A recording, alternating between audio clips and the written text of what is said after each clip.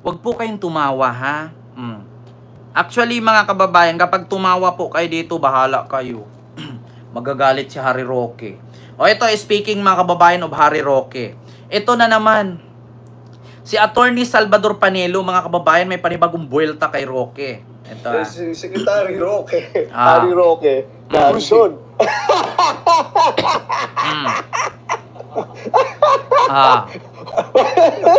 Ano mo? Ikaw lang kung pwedeng bumanat ng ganyan na ilulusot ng mabihan. O siya nga ay... Pakinggan ninyo yung reaksyon ni Salvador Panelo kay Harry Roque, ha?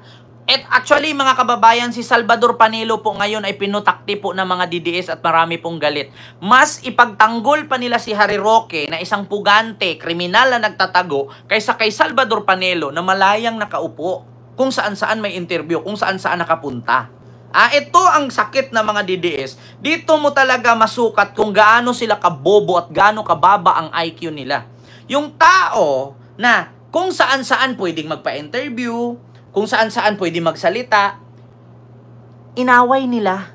Kung wala daw magandang sabihin si Salvador Panelo, wag na lang daw magsalita laban or against kay Harry Roque kasi kawawa daw. Ha? Alam niyo mga DDS, hindi naman ako nagtaka na kung bakit idol niyo kadalasan kriminal. Bakit? Idol niyo si Kibuloy nakulong. Idol niyo si Digong nakulong. Idol niyo si Harry Roque nagtago. Sino pa? Si Tebes nakulong. Sino pa? Halos lahat ng DDS nakulong ang idol ninyo. Halos lahat ng nakulong may problema pero idol ninyo. Eto mga kababayan, pakinggan ninyo si Sal Panelo. Pinipilit niya rin yung sarili niya doon sa ano. Ano masasabi mo nga sa sitwasyon ni Secretary Roque? Problema sa kanya, masyado siya kasi madaldal eh. He creates his own problem. Like, hindi diba? Ang problema daw kay Harry Roque, mga kababayan, masyadong madaldal. Yeah? Georgina Young, I wish I understand your language. I have to use my phone to translate in English. I love your prank thought. Yeah? Maraming salamat po. My Filipino colleague soldier teaching me Tagalog. Thank you so much, Georgina Young. Yeah? You know what, Georgina Young? If you came here in the Philippines, no, you choose a Filipino that is not a scammer. Because most of the Filipino is scam.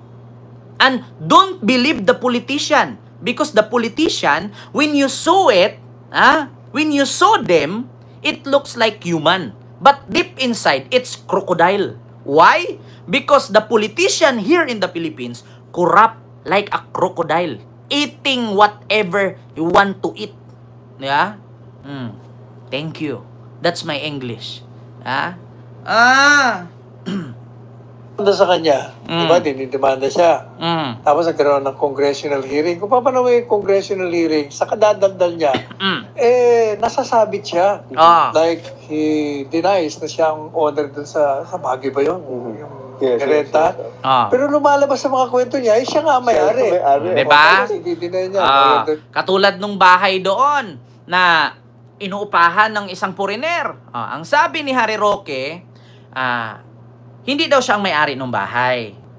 Pero, siya daw ang kinikilala ng may-ari ng bahay na renter. So, doon daw nagbabayad sa kanya. Pero habang nagsasalita siya, habang pinaikot-ikot nila Jinky Luistro, lahat ng mga congressman doon, ng mga lawyer, nahuli siya sa bibig niya. Siya din bandang huli nagsabi na sa kanya. Yeah? Katulad niyan. Sabi niya, ang pogo daw, malinis daw yan.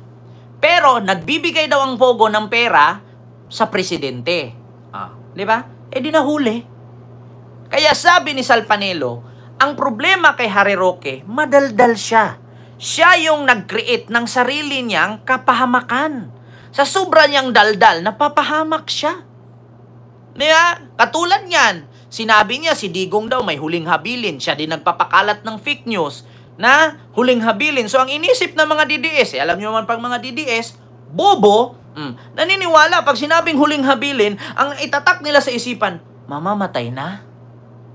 Diba?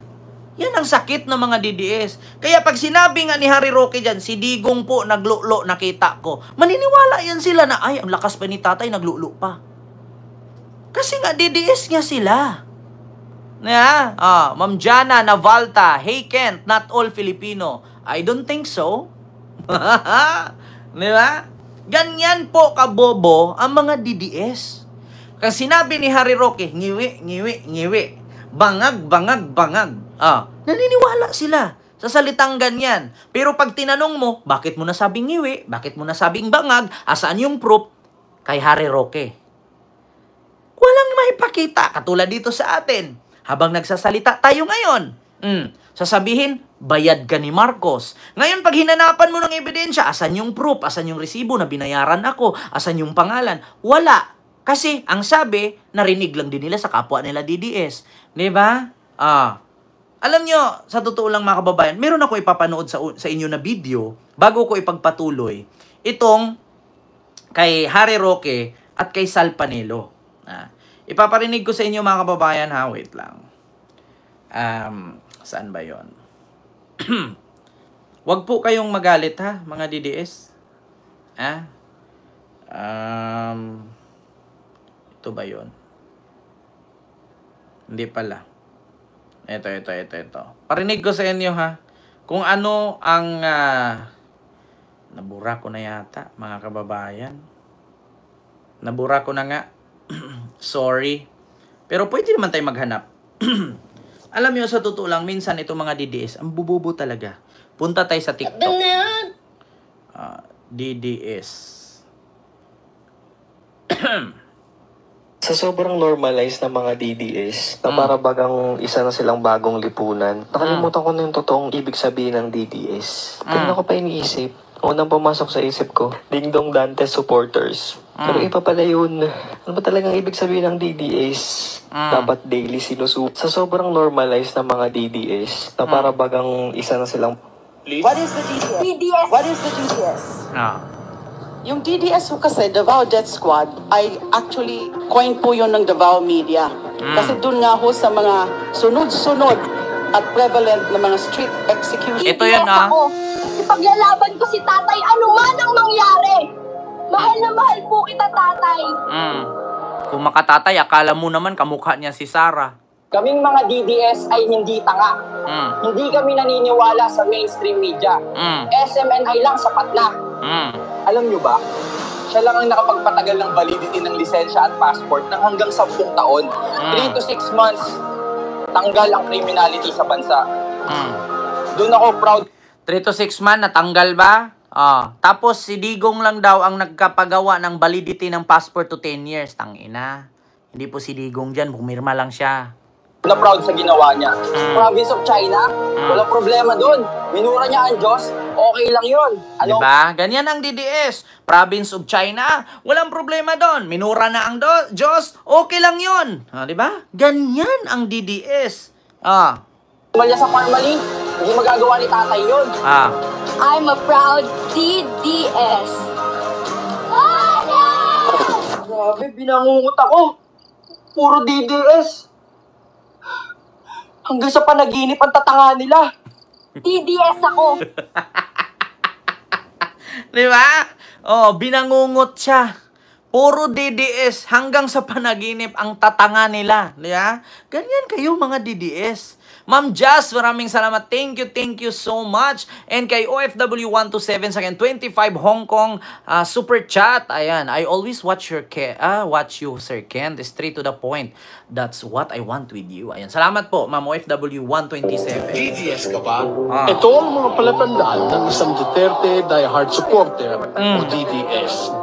Impirno kayo, magkita-kita tayo doon. Number 1. Tatay Digong ang tawag nila kay Duterte.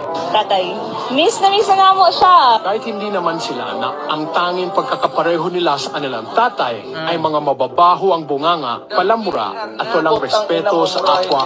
Putang ina ninyo. Nobody but nobody. Number ang mga DDS ay may dugo makapili at mga taksil sa bayan. Itong mga DDS ay walang tunay na pagmamahal sa Pilipinas at gaya ng mga Duterte ay wala silang pakialam kung gagawin ng China ang mga teritoryo ng Pilipinas.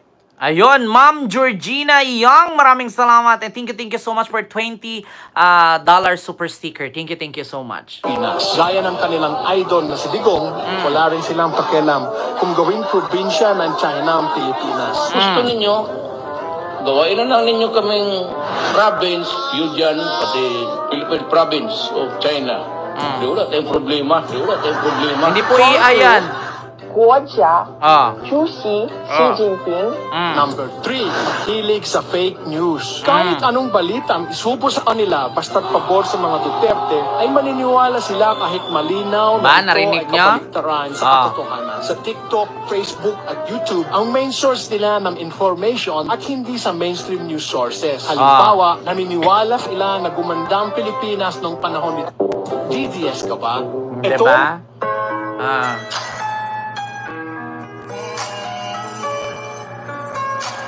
Pupunta ako sa China. Ngayon, pag ayaw nila, then I will ask the Navy to bring me to the nearest boundary dyan sa Spratly, Scarborough. Bababa ako, sasakay ako ng jet ski, dala-dala. Mga kababayan, tanungin ko kayo, sumakay ba si Digong ng jet ski? Nagawa ba niya to? Yeah? Yun po yun mga kababayan kung anong ibig sabihin ng DDS. Kaya ito si Attorney Sal Panelo, hindi na siya lawyer ganito. Pero lumalabas sa mga dokumento, lawyer nga siya. Kaya sabi ko, kung ano may papayo ko, umuwi siya rito, harapin niya, abogado naman siya. Hindi porket inakusahan ka, totoo. Hindi pagtanggal mo sarili mo. Thank you so much. Ma'am Georgina Young, greetings to all your viewers coming from 92 Airborne Technical Support United States of America. Maraming salamat po. Thank you so much. Balik ka na pare na totoong lalaki. Di ba? Face it like a man. Wag bakla. Matulungan ko pa siya. Di ba? Kasi tayo naman, kay kalaban, kay kaibigan, basta mali, ang mali. Ang tama. Doon tayo palagi sa tama. Okay. Pero may ang chismis noon Ikaw ang naglagay sa kanya na spokesperson doon. Ayan, ito mga kababayan. Sinagot na ni Sal Panelo yung issue ni Harry Roque na ang sabi niya, si Sal Panelo daw, di ba inatake daw siya ng heart attack daw siya, mild stroke ata yun. Ngayon, nasuspend, nag-ano muna siya, nag-leave. Si Sal Panelo daw ang pumalit sa kanya bilang spokesperson. Kaya daw nabuisit si Pangulong Duterte kay Sal Panelo kasi sinabi daw ni Sal Panelo na ang saging daw ang gamot sa COVID. Ngayon ang sabi ni Harry Roque, kung ganon, papaniwalaan siya ng tao na saging ang gamot sa COVID, hindi nagkandalitchilit siya ang Pilipinas. Kaya daw pinabalik siya ni Digong kaya nabuisit daw si Sal Panelo. Pero tignan ninyo ngayon mga kababayan ang sabi ni Sal Panelo. Yan ang sabi ni Harry Roque. Saging daw, sabi ni Sal Panelo, pwede gawing gamot sa COVID. Kaya tinanggal daw si Sal Panelo kasi palpak daw. Pero si Sal Panelo pala ang nagpasok sa kanya bilang spokesperson. Di ba? Apakatanga ni Roque, napakasinungaling talaga. Paano nga ba naman masapasok si Harry Roque na spokesperson? Dating kakamping yan. Di ba? Tanungin ko kayo. Si Harry Roque po, dating kakamping yan. Nung napasok siya bilang spokesperson ni Digong, bumaliktad ang utak. Naging tanga na, naging bobo pa. Di nyo ba alam na si Harry Roque sumikat yan nung siya ang humawak ng kaso ni Jennifer Laude? Si Jennifer Laude, yung binugbog ng kano na habang sinutsupa nila yung kano doon ng mga Navy, ninakawa nila. Di ba? Siya yun. So ngayon, eto po ang kwento dyan. Sino ba talaga ang nagpasok kay Harry Roque bilang spokesperson? Si Panelo pala ang nagpasok, hindi pala si Harry Roque ang pinalit, ang nagtanggal kay Panelo. Ito ang alam ko, istorya doon. Kailangan namin ng kagaya niya sana. Madaldal, kasi pandemic eh.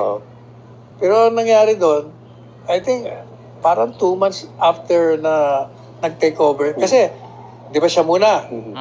Tapos, ako nag-take over. Buwisit siya kanya si PRD. Madaldal nga masyado.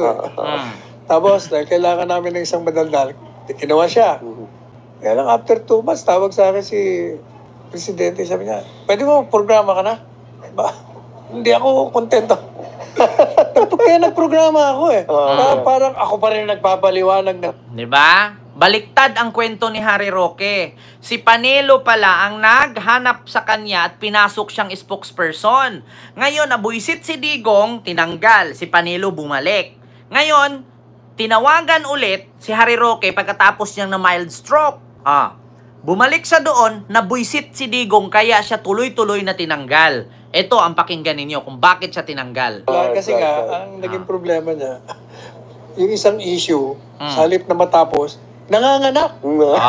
Dumadami. Yun ang problema kay Harry Roque. Yung isang issue na sa halip matapos daw, nanganganak. Kasi nga, parang pinaglihi sa puwit ng manok ang bunganga ni Baklang Roque. Diba? Sa hilip na daw na matapos, dinudugtungan. Alam niyo yung si Jesus pinako sa krus, pag nakarating kay Harry Roque sa bunganga niya yan, bukod sa pinako, may dubling sugat pa. Nadadagdagan. Yun ang kadahilanan, kaya bakit siya tinanggal? Ito pa. Sa kadadaldal niya. Yan ang naging problema. So ano na pero alam mo, gaya na sinasabi ko, the presumption of innocence applies to everyone. It applies to him. So, come home. Face them in court. You're a lawyer. yun ang ano mo sa kanya, advice mo sa kanya. For that matter, yan ang advice ko sa lahat. Sa lahat. Well, if they have a lawyer as good as you, as articulate and charmingly, feistily charming, madadali natin yan, di ba? Kaya lang, lagi... wala rin naman problema. Kung matalo, bibisitahin ko naman sila. Diba? Kung matalo daw si Roque sa kasuhan, bibisitahin na lang daw siya ni Panelo. So alam nyo na, mga kababayan. Kaya sa totoo lang, wag po kayong magpaniwala kay Harry Roque. Kasi kung si Panelo ay tinanggal, kung si Panelo ay mali, bakit si Harry Roque ngayon ang nagtatago? At bakit si Panelo ngayon malaya? So sa madaling salita, si Panelo walang kabulastugan na hindi siya sumali dito sa mga tumatanggap. Bakit? Tahimik siya, wala siyang issue, wala malang kasangkot-sangkot. Mas maniwala ako kay Panelo compared to Harry Roque. Diba? Georgina Young, it's my honor to serve and protect my country and my people. Thank you, America. Thank you so much. But Ma'am Georgina, may I ask you something? What happened